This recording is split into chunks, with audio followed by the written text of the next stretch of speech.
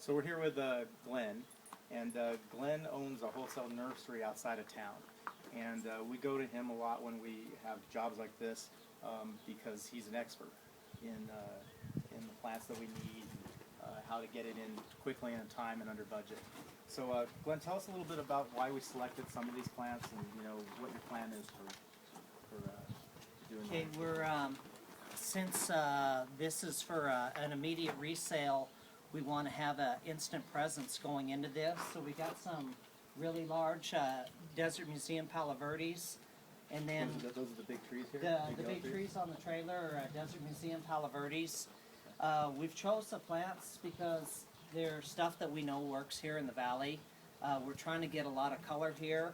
We have some petite pink oleanders in 15 gallons that are overgrown, so that when somebody comes to view this house, it'll already look, the landscape will be established, as opposed to just looking at little bitty plants that they don't have much of a presence. Also, we're getting ready to go into our hot time, so we'd like to have some mature plants that we know are going to survive. We got a lot of color, a lot of pinks and purples and reds, and just trying to spice it up here. Terrific. So tell us about the ones back around here. These are interesting, the sages, right? Yeah, those are just some real large overgrown sages that when we put them in the ground and water them, it's going to look like they've been there for years. We got some real nice cassia bushes in the back that are, the cassia bushes will get to be 6 to 8 feet tall and 6 feet wide. And we're going to use them to break up the back wall. The wall is such a long run, we need something to kind of break it up. And again, overgrown plants, so, give you an instant presence. Instant presence, a lot of color, and drought tolerant. I have a question for you, Glenn. On the sages, Yes. We were just talking about this before you came over.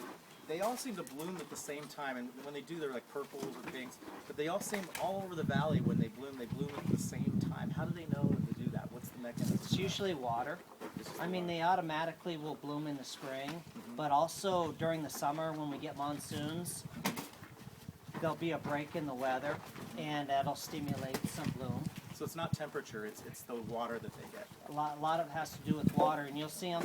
They'll bloom mostly in the spring, but also you'll get some sporadic blooming in the spring and the fall, and even in the middle of the summer. I see.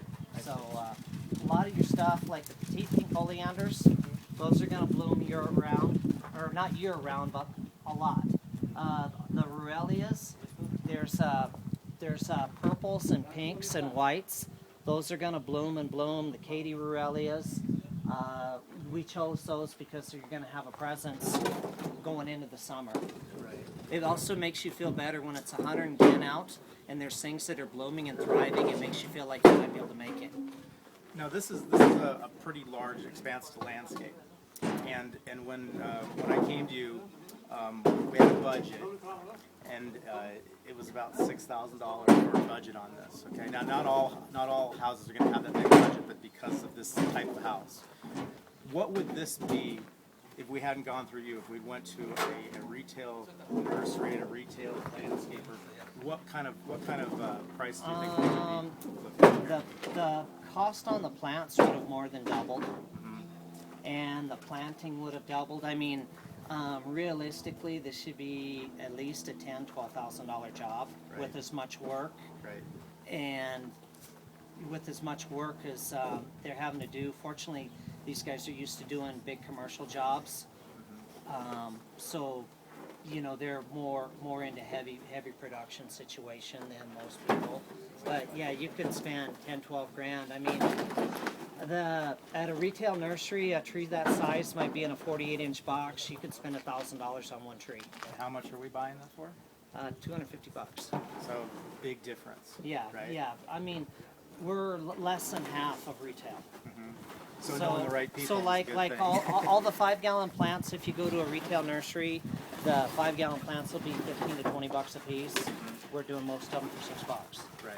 Hey John, that one goes in the very front. I'll pull around. Well, it's just bucket, huh? Okay. it's easier. That's I'll come help you guys. I was using bucket, of course, it's still sliding off right now. Okay. Yeah. I'll go over with you. But But yeah, if you don't have to go to a retail nursery, that's a great thing. So, and then how long would something like this take to complete normally? If it was, It just depends on the experience. I mean, these guys here will knock it out in a few days. right. Whereas otherwise, you know, it depends on how big a crew you get over here, and if they also have the equipment. You know, a lot of your residential landscapers don't have the big equipment. Right. You know, trenchers, they're doing things by hand, Right. and that's an issue.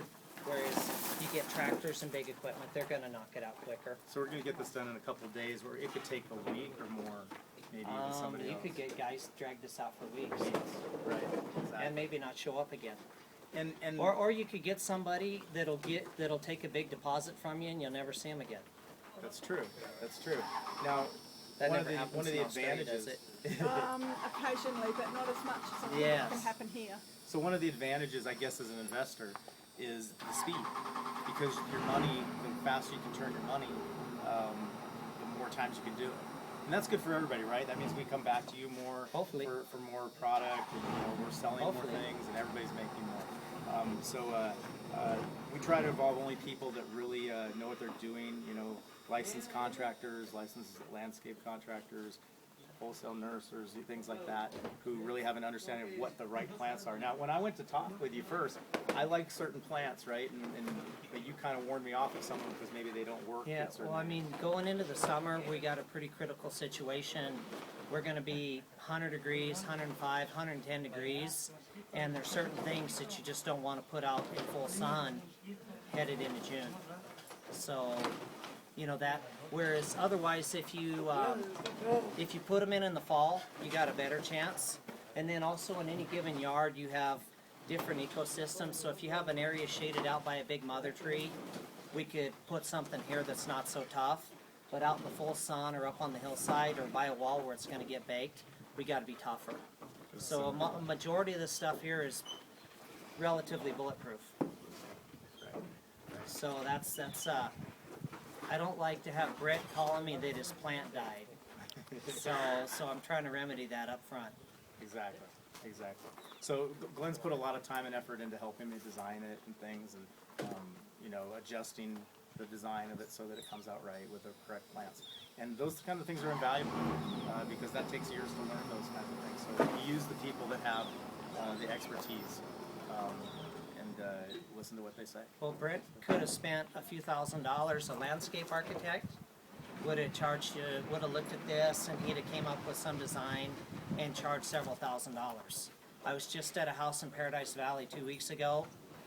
Really complex plan, and he chose a whole bunch of stuff that wasn't very tough. And I said, well, this is going to die. And so we revamped it, and it was a waste of money. It was just a complete waste. There was no need. Because some architects from out here, Phoenix is a place where you have people coming from all over. A lot of California architects want to try to turn Phoenix into California, and the weather, it's just too hot here. It's too hot, too dry, not enough humidity, and it just doesn't work unless you just put fantastic amounts of water on it. And even then, it doesn't work a lot of times.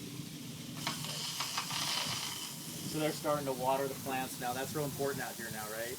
To keep them right. Most of the stuff doesn't need water, but it might be a day or two before it gets into the ground. So we just making sure. And then if some of the plants are overgrown and they definitely need some water. From the nursery, they're used to getting water every day, so I don't like to have them travel and then set out for 2 or 3 days. That's kind of a shock. So, just trying to avoid any problems. Sure. You want to go look at the front yard and kind of talk about what our plans are for what we're going to do? You bet.